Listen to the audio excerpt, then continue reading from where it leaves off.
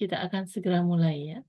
Shalom Bapak Ibu yang diberkati Tuhan, kita jumpa kembali dalam FWF Osaka Film Nuansa Fellowship Obrolan Santai Keluarga Allah.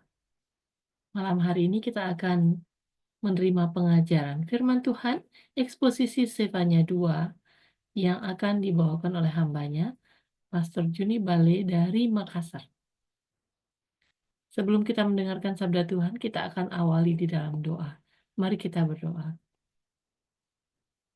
Bapa di surga, kami mengucap syukur kepadamu, karena Engkau Allah yang baik, yang setia, yang senantiasa memberkati kehidupan kami hari lepas hari. Malam hari ini Engkau memberikan waktu yang baik bagi kami untuk belajar firman-Mu. Kami berdoa Engkau memberkati hamba-Mu yang Engkau utus, Engkau percayakan membawakan firman-Mu malam hari ini, Pastor Juni Bale. Tuhan, kami berdoa biarlah apa yang disampaikan adalah isi hati-Mu, dan Engkau berikan kami hati seorang hamba, hati seorang murid yang siap untuk menerima firman Tuhan. Engkau tuntun kami untuk terus bertumbuh mengenal Engkau dan dibentuk sesuai dengan rencana-Mu. Engkau menolong kami untuk semakin dewasa di dalam Kristus. Terima kasih Tuhan, waktu ini kami serahkan ke dalam tangan-Mu. Engkaulah yang akan berbicara kepada kami semua melalui hamba-Mu. Di dalam Kristus kami berdoa dan mengucap syukur. Amin. Kami serahkan waktu pada hambanya Pastor Juni Bale. Shalom Pak Herman.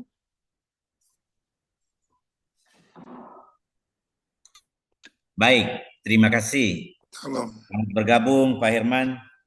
Ya, malam Pak Juni Bale. Ya, Malam Bu Ayu. selamat malam Pak Herman. Baik, kita akan memulai persekutuan kita malam hari ini. Kita akan mendengarkan firman Tuhan.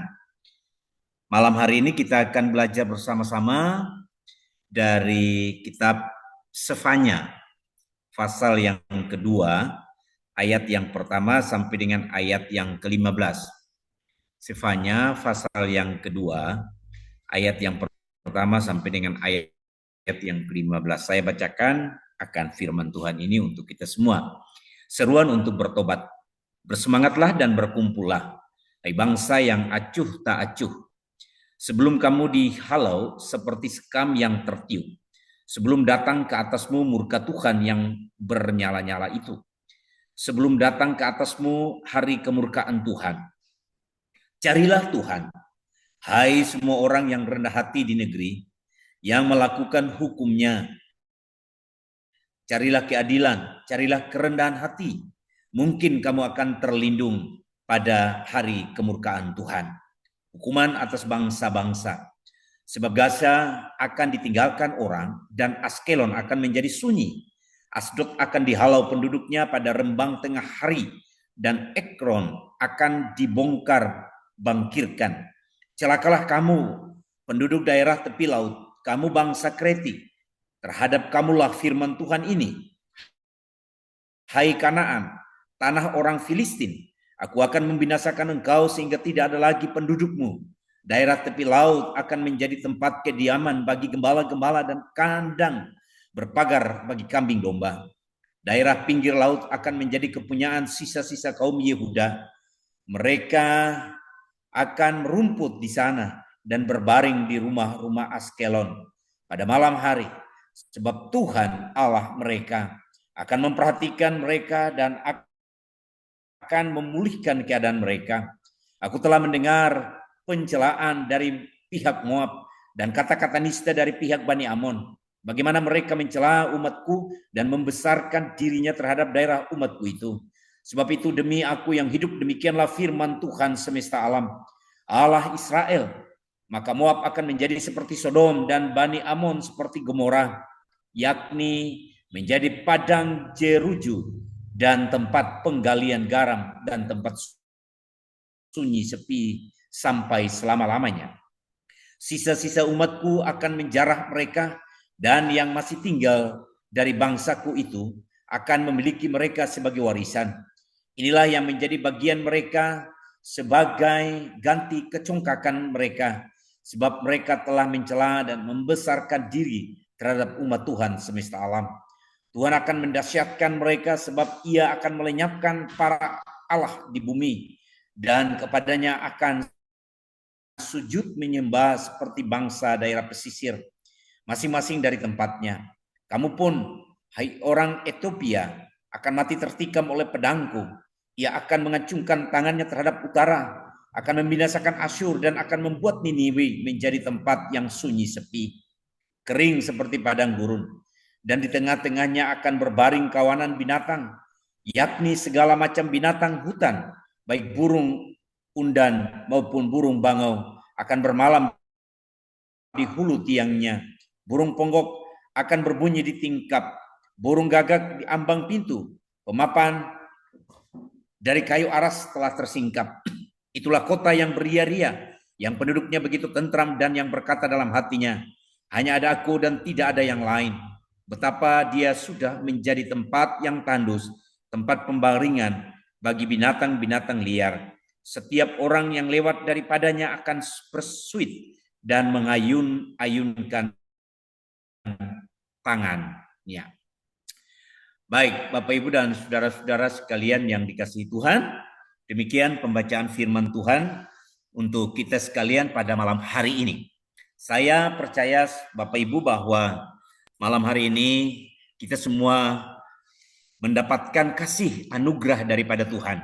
Kasih karunia dapat Tuhan untuk boleh bersama-sama berkumpul dan mendengarkan kebenaran firman Tuhan. Nah, kitab Sefanya adalah kitab ke-9 dari 12 nabi kecil. Isinya cukup pendek, ya. Isi dari kitab ini cukup pendek, seperti kitab Yoel, Nahum, dan Habakuk. Kitab Sefanya hanya mempunyai 3 pasal dan pesan intinya itu hanya 2. Pesan inti dari kitab Sefanya ini cuma ada 2 hal yang dibicarakan, yang disampaikan lewat kebenaran ini. Yaitu yang pertama, nubuat bahwa hari Tuhan segera tiba. Ya, nubuat bahwa hari Tuhan itu segera tiba. Pada hari Tuhan, ya, pada hari itu Tuhan akan menghukum semua orang yang berdosa. Itu jelas sekali kita lihat di dalam bagian-bagian yang pertama dari perikop yang pertama. Nah, tetapi orang-orang yang rendah hati dan taat kepada Tuhan dikatakan bahwa mereka akan terhindar dari hukuman. Jadi orang-orang yang berdosa itu dihukum. Orang-orang yang melawan Tuhan itu akan dihukum. Orang-orang yang tidak taat kepada Tuhan itu akan dihukum. Orang-orang yang merasa dirinya, ya, merasa diri bahwa mereka tidak membutuhkan Tuhan, mereka tidak perlu dengan Tuhan, itu akan dihukum. Tetapi bagi mereka yang percaya kepada Tuhan, mereka yang berpegang kepada Tuhan, mereka yang senantiasa berlindung kepada Tuhan, dikatakan bahwa mereka akan diluputkan, terhindar daripada ancaman atau hukuman Tuhan itu. Nah, nubuat itu tergenapi pada tahun 587 sebelum Masehi, ketika Yerusalem jatuh ke tangan Nebukadnezar dan umat Yehuda dibuang ke Babel.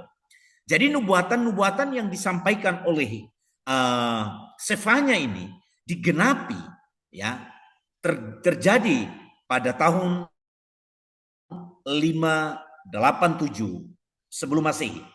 Itu dibuktikan dengan Yerusalem itu jatuh ke tangan Nebukadnezar dan orang-orang Yehuda dibuang ke Babilonia.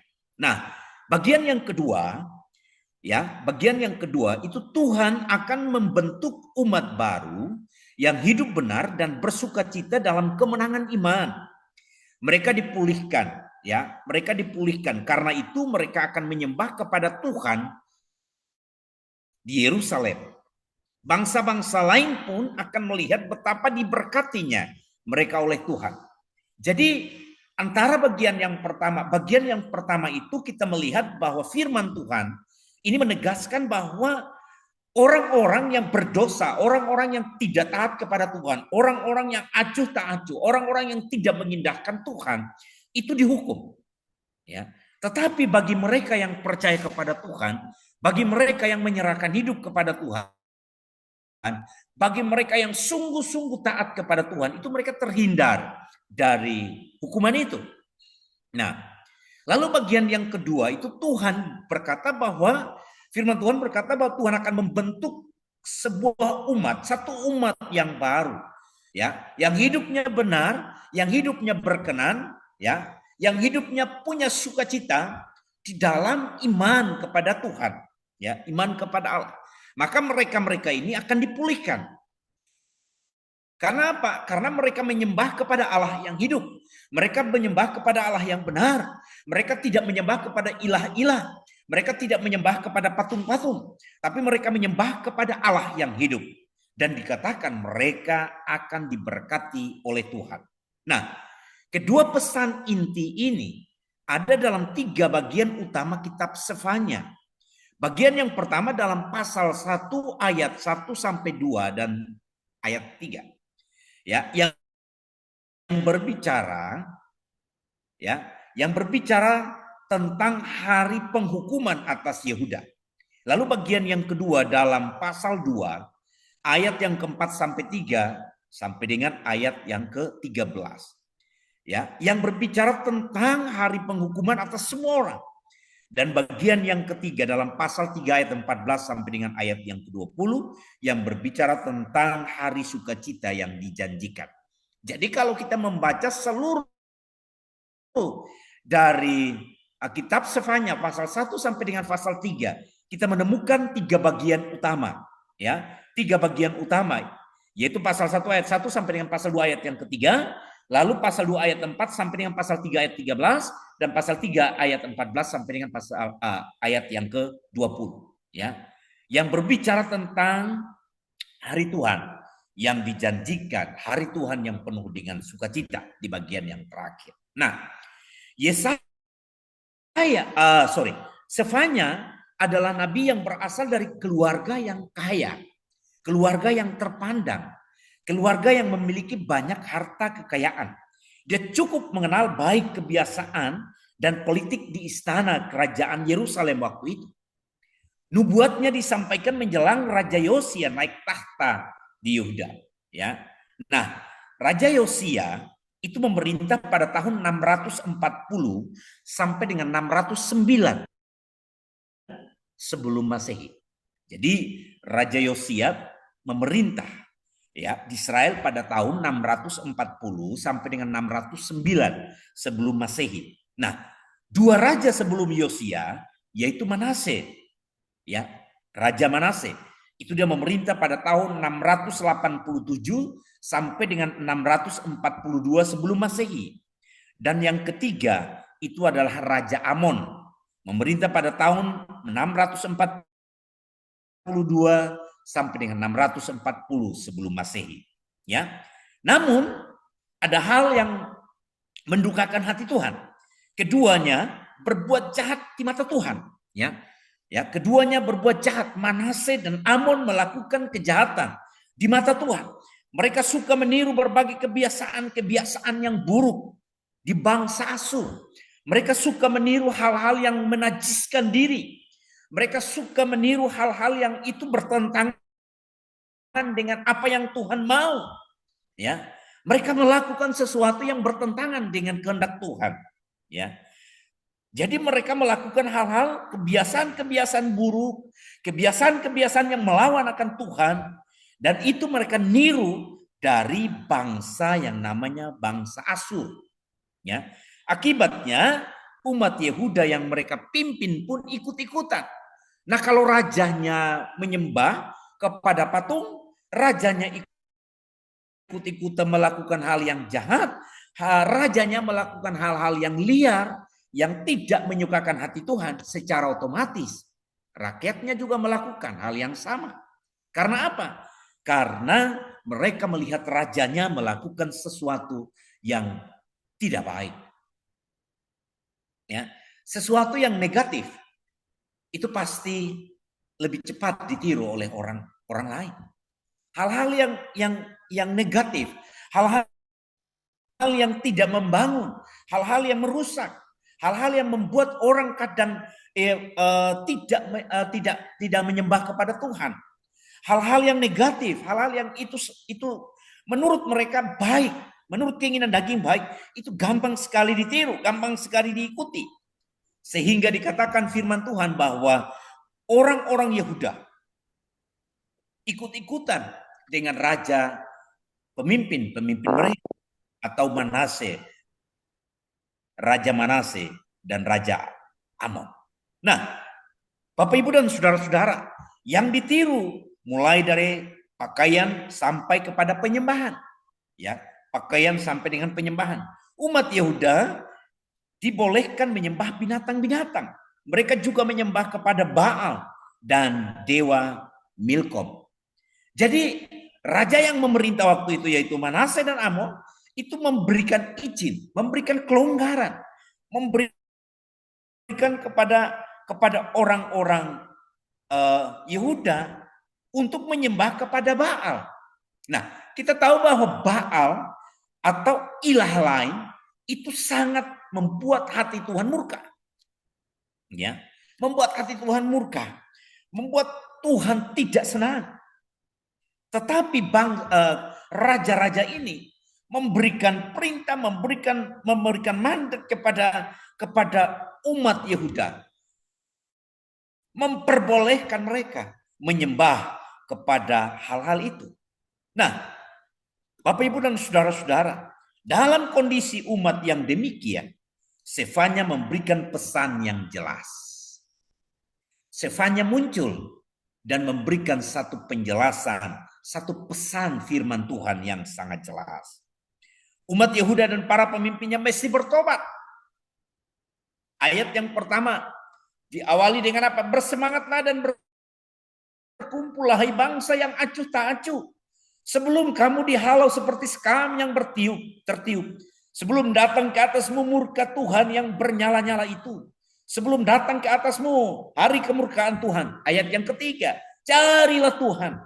Hai semua orang yang rendah hati di negeri. Yang melakukan hukumnya, carilah keadilan, carilah kerendahan hati. Mungkin kamu akan terlindung pada hari kemurkaan Tuhan itu.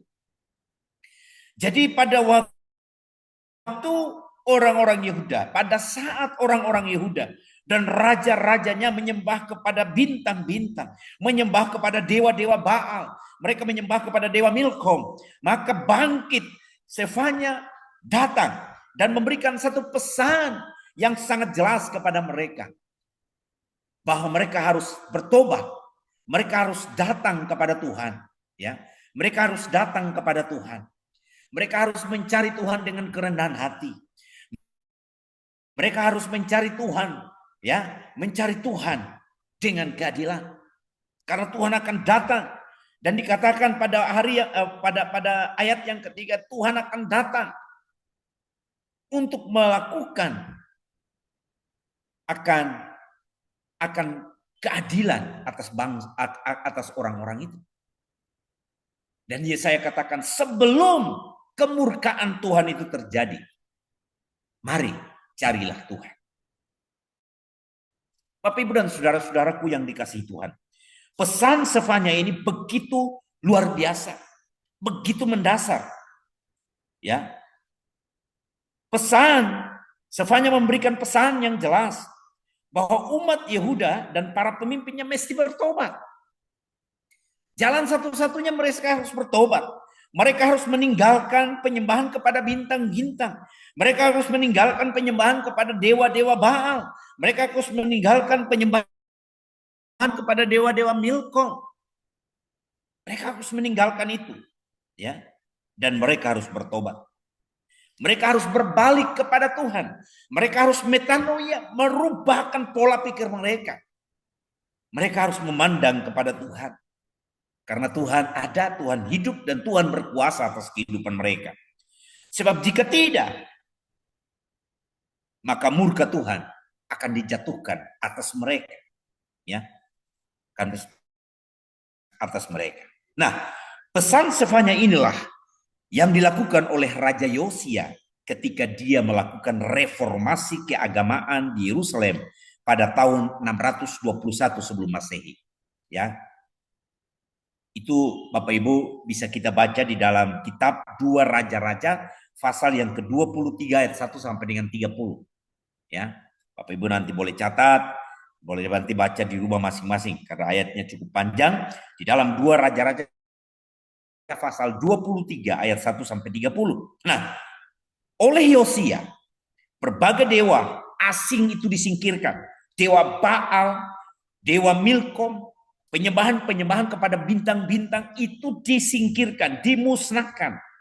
Ya, dimusnahkan oleh Yosia, Raja Yosia.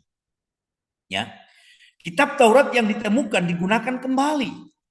Umat Yehuda pun didorong untuk hidup sesuai dengan isi daripada hukum-hukum tersebut.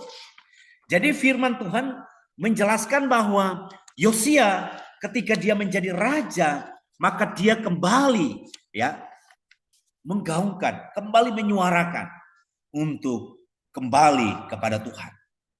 Namun sebelum reformasi yang dimulai oleh Raja Yosia diikuti oleh seluruh umat, dia terbunuh dalam pertempuran di Megiddo ya oleh tentara Mesir pada tahun 609 sebelum Masehi. Sayangnya Bapak Ibu dan saudara-saudara ketika Yosia yang memerintah ya menjadi raja pada tahun 621, dia begitu gencarnya, dia begitu ya semangatnya menyingkirkan akan dewa-dewa yang disembah oleh orang-orang Yehuda waktu itu. Dia terbunuh dalam pertempuran Megiddo tahun 609.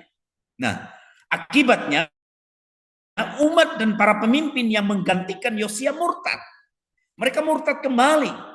Mereka kembali kepada cara-cara mereka, ya. Mereka kembali kepada cara-cara mereka hidup yang lama, yang jahat, yang tidak taat kepada Tuhan, yang kembali hidup kepada dewa-dewa, penyembahan kepada Baal. Ya. Karena apa? Karena mereka kehilangan figur, ya. Yosia yang sudah memberikan angin segar, Yosia yang sudah memberikan satu jalan yang baik, Yosia terbunuh dan mati. Nah, menurut Sefanya, sikap ini menunjukkan bahwa umat Yehuda tidak sungguh-sungguh melakukan reformasi keagamaan. Raja Yosia memang sungguh-sungguh, tetapi bawahannya dan umat Yehuda bersikap acuh tak acuh. Mereka terlihat dalam reformasi bukan karena sadar, melainkan karena perintah raja. Orang kalau sadar, orang kalau dari lubuk hatinya sendiri untuk mau bertobat itu berbeda dengan karena dia disuruh oleh pemimpin, oleh karena satu tekanan tertentu dari atasannya. Maka itu mereka akan lakukan dengan sesuatu yang karena ada bos, karena ada pemimpin, mereka boleh melakukan itu. Tapi kalau ketika tidak ada pemimpin, maka mereka bersikap acuh tak acuh. Karena itu, ketika raja mereka masih ada, mereka patuh.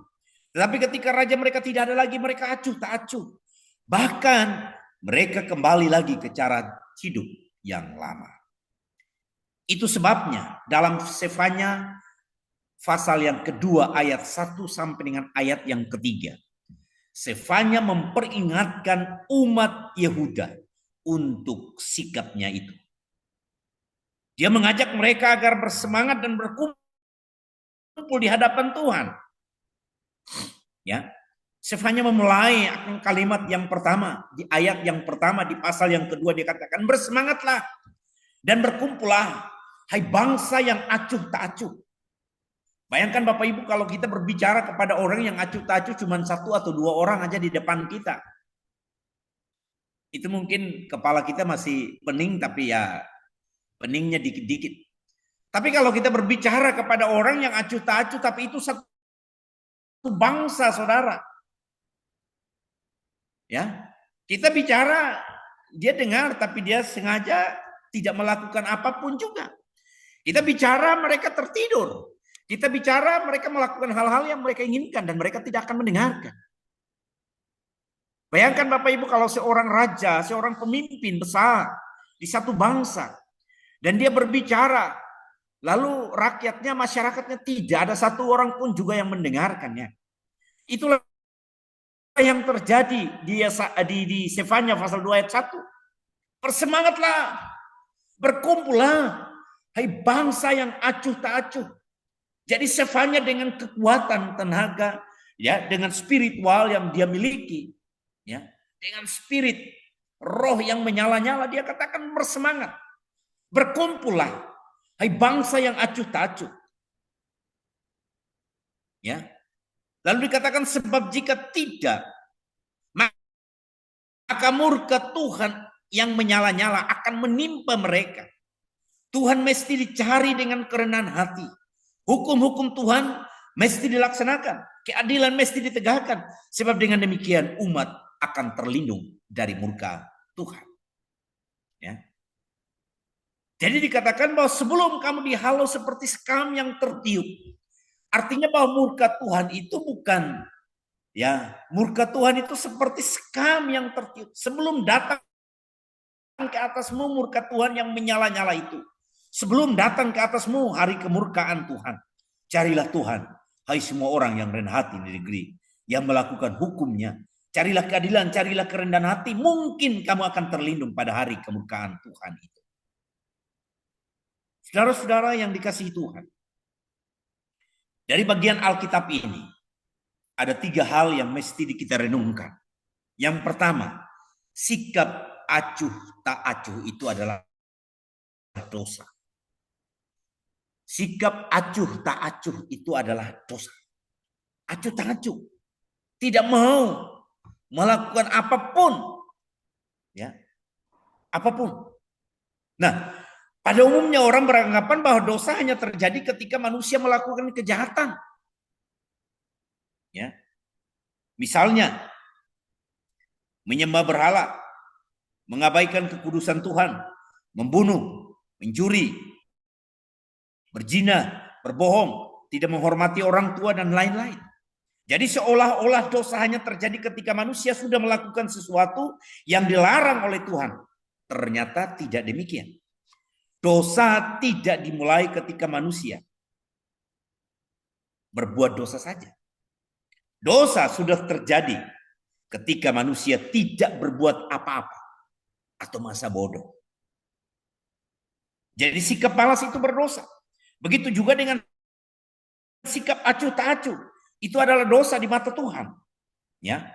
Perumpamaan Yesus tentang talenta dalam Matius 25 ayat 14 sampai dengan ayat yang ke-30 juga menunjukkan hal yang sama. Dalam perumpamaan itu disebutkan bahwa orang yang menerima 1 talenta dihukum. Kenapa dia dihukum? Itu bukan karena mencuri talenta, melainkan tidak mengembangkannya. Artinya dia tidak mengerjakan tugasnya. Akibatnya dia dihukum. Jadi orang Kristen tidak boleh malas. Orang Kristen juga tidak boleh bersikap acuh tak acuh. Setiap orang Kristen merupakan utusan-utusan Tuhan untuk menyampaikan kabar baik kepada dunia ini. Orang Kristen bukan dari dunia, melainkan diutus ke dunia untuk bersaksi tentang Injil Yesus Kristus. Dengan demikian, orang Kristen mesti selalu aktif melayani. Tidak boleh ada yang bersikap malas dan acuh tak acuh. Nah, selain sikap acuh tak acuh terhadap tugas dan tanggung jawab, Sefanya juga menunjukkan bahwa ada sikap acuh tak acuh terhadap pembaharuan yang dibawa oleh seorang pemimpin. Raja Yosia bersemangat melakukan pembaharuan, tetapi umat Yehuda tidak punya semangat yang sama. Mereka acuh tak acuh. Karena itu Tuhan menegur mereka. Hal yang sama terjadi juga dalam kehidupan orang percaya masa kini. Misalnya, jika seorang pendeta atau seorang pelayan Tuhan baru ditabiskan, dia bersemangat untuk melakukan pembaharuan. Tapi tidak semua anggota jemaat bersemangat untuk melaksanakan pembaharuan itu. Mereka bersikap acuh tak acuh. Di lingkungan mungkin di dalam gereja, di lingkungan gereja, majelis, ya, harian, atau pendeta-pendeta bersemangat melakukan pembaharuan. Namun tidak semua orang bersemangat melaksanakannya. Ada sikap yang acuh tak acuh. Di lingkungan pemerintah pun sama. Misalnya kepala desa terpilih yang baru dilantik sangat bersemangat untuk melakukan pembaruan. Tetapi ada saja anggota masyarakat yang acuh tak acuh. Apalagi kalau anggota masyarakat itu berasal dari kelompok lawan politik. Mereka bukan hanya bersikap acuh tak acuh saja. Mereka bisa menjadi pembangkang. Di tingkat kabupaten, provinsi, pusat pun sama saja. Pemimpinnya bersemangat, tetapi yang dipimpin malah acuh tak acuh. Mereka tidak mau menghiraukannya. Terhadap sikap seperti ini, Sefanya mengingatkan, berkumpullah, bersemangatlah. Ini artinya apa? Ini artinya Sefanya ingin menegaskan, satukanlah tekad dan bersemangat. Mari bersama-sama bergandengan tangan untuk bersemangat. Mari berubah. Mari bekerja. Milikilah semangat untuk melayani Tuhan dan sesama. Sebab dengan demikian, kita akan terhindar dari hukuman. Sebaliknya, keselamatan dan hidup kekal akan diperoleh. Jadi penekanan daripada Sefanya yang bagian pertama di pasal 2 ini adalah dia mau supaya umat Yehuda dan kita semua orang-orang percaya tidak boleh acuh tak acuh. Ya. Sikap seperti tidak mengerti, tidak tahu hal, sikap seperti tidak punya beban sama sekali itu tidak boleh di dalam kehidupan kita mengikut Tuhan. Yang kedua, kesempatan dari Tuhan itu ada batasnya. Ayat yang kedua, sebelum kamu dihalau seperti sekam yang tertiup, sebelum datang ke atasmu murka Tuhan yang bernyala-nyala itu, sebelum datang ke atasmu hari kemurkaan Tuhan. Kesempatan daripada Tuhan itu ada batasnya. Tuhan itu maha kasih. Dia panjang sabar. Tetapi ingat, kesabaran Tuhan ada batas. Dalam bagian ini kita melihat bahwa murka Tuhan itu menyala-nyala. Artinya Tuhan marah sekali. Itu terjadi ketika Raja Yosia sudah melaksanakan reformasi selama 11 tahun. Tetapi umat Yehuda masih acuh tak acuh. Ya. Bayangkan saudara kalau 11 tahun berarti kalau ke pemerintahan kita sudah 2 periode lebih. Ya, 2 periode lebih. Jadi niat untuk bertobat sungguh-sungguh belum ada di kalangan umat. Justru yang sudah bertobat kembali murtad. Karena cuma ikut arus. Terhadap sikap umat Yehuda seperti ini, Tuhan memberikan teguran keras.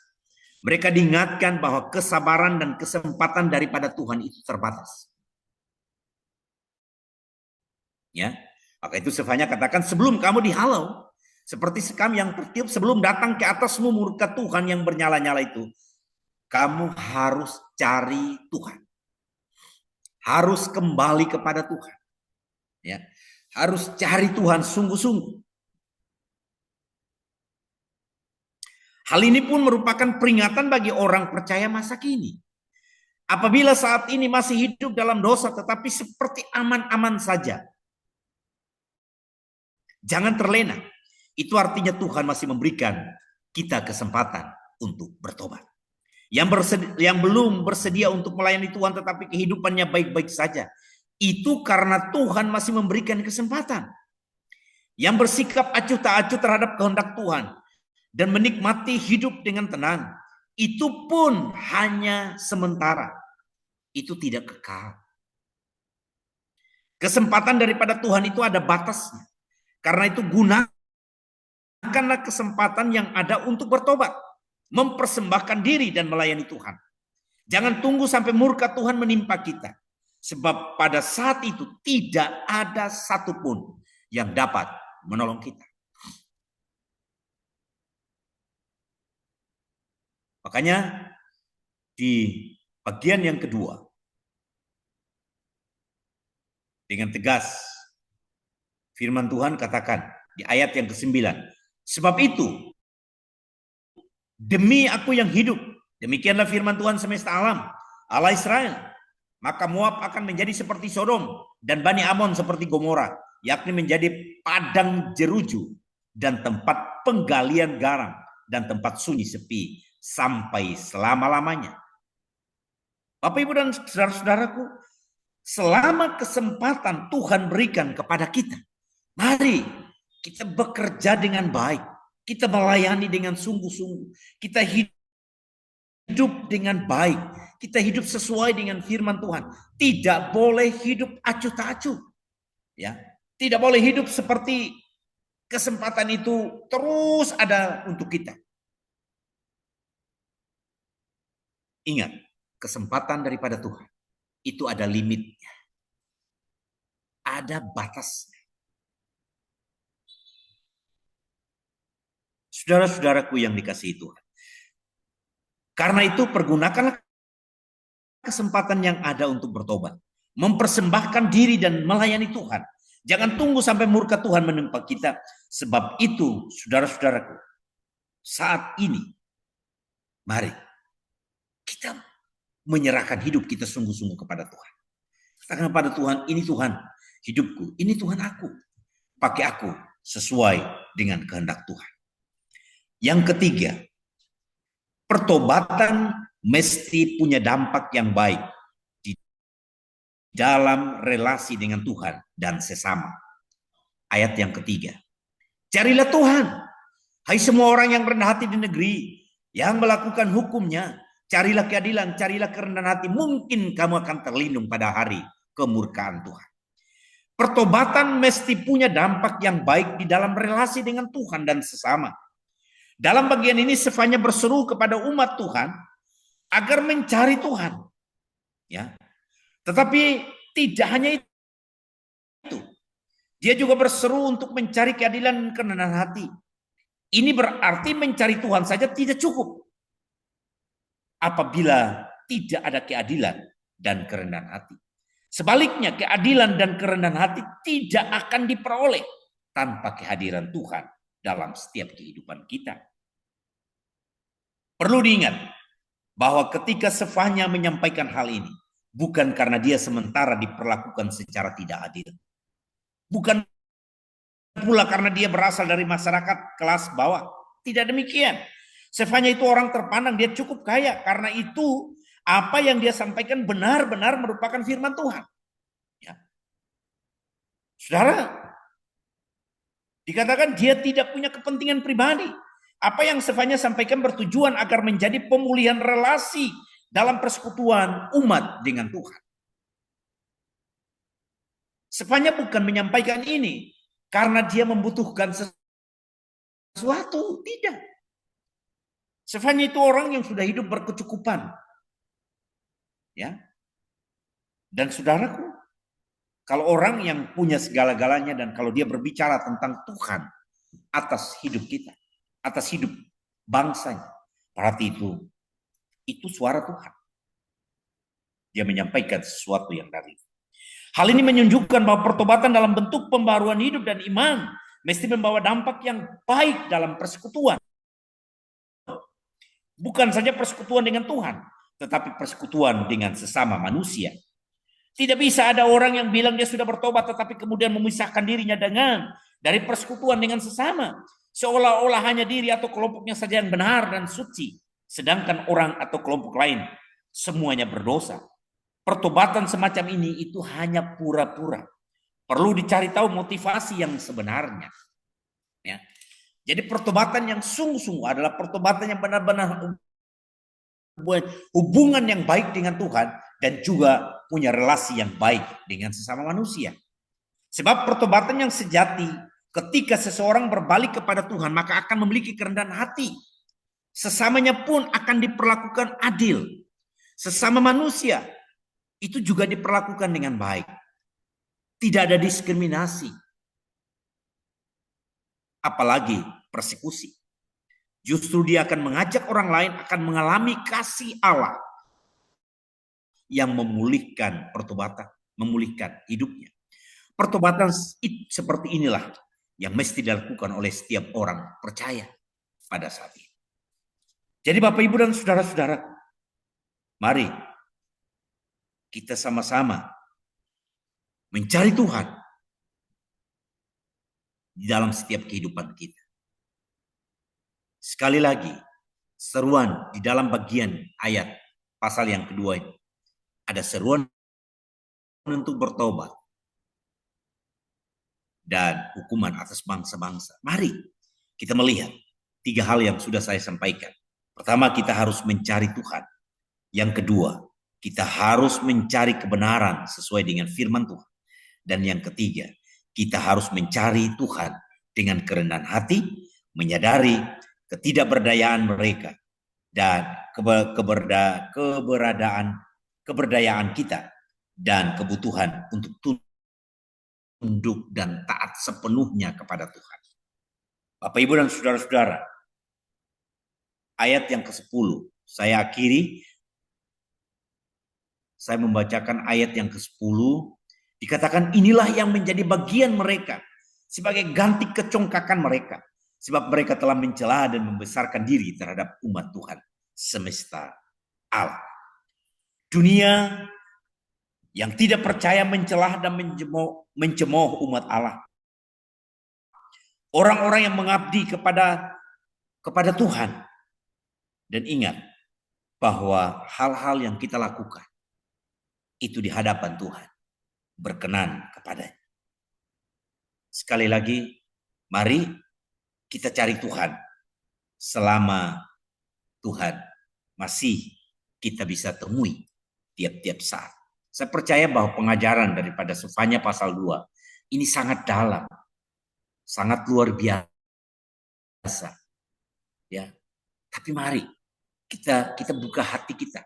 Malam ini saya akan menjelaskan 3 hal ini, tapi mari kita buka hati kita untuk kita kembali introspeksi diri kita masing-masing. Ya, kita introspeksi diri kita masing-masing. Ya, di dalam setiap hidup kita.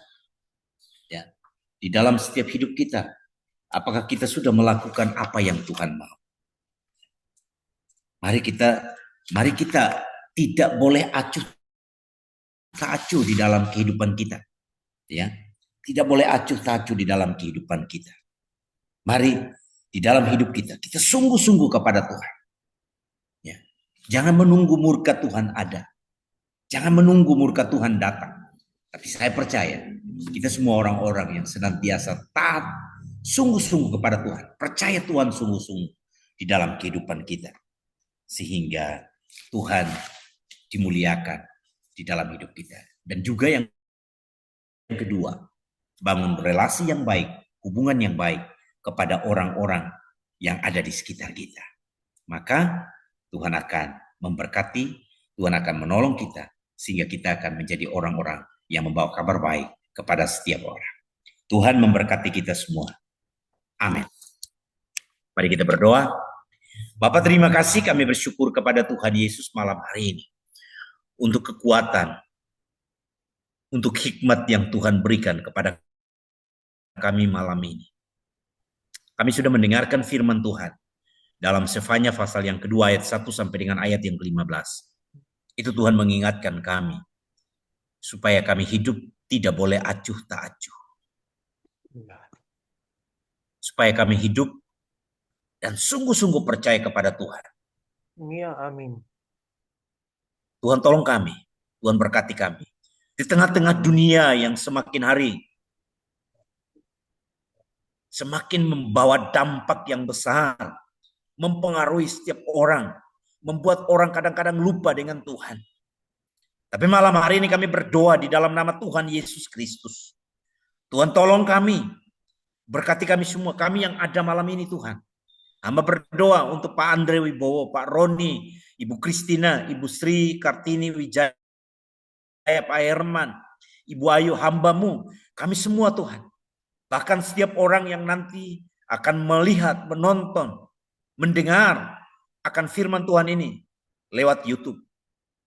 Tuhan, kami berdoa supaya kami diingatkan kembali untuk sungguh-sungguh kepada Tuhan, percaya Tuhan sungguh-sungguh, tidak harus menunggu datangnya murka Tuhan atas hidup kami. Karena kami tahu bahwa semua yang Tuhan lakukan atas hidup kami itu mendatangkan kebaikan. Kalau ada orang yang menyampaikan sesuatu yang baik kepada kami, ajar kami untuk mendengar dan melakukannya. Ketika kami membaca firman Tuhan dan firman Tuhan itu mengingatkan kami Ajar kami Tuhan untuk kami boleh melakukannya. Malam ini Tuhan, kami berdoa, kami berterima kasih untuk kasih-Mu, untuk kesetiaan Tuhan dalam hidup kami. Bapa, kami berdoa untuk bangsa kami, bangsa Indonesia Tuhan. Bangsa di mana Tuhan tempatkan kami, bangsa di mana Tuhan letakkan kami. Kami ada di tiap-tiap pulau di bangsa ini. Kami berdoa Tuhan Yesus, biarlah kuasa-Mu menyertai bangsa kami. Sehingga pemimpin-pemimpin kami hidup di dalam takut akan Tuhan. Mereka melakukan apa yang Tuhan inginkan dalam hidup mereka. Sehingga apa yang mereka sampaikan kepada penduduk Indonesia, masyarakat Indonesia, semuanya itu untuk kebaikan Bapa. Kami berdoa Tuhan malam ini.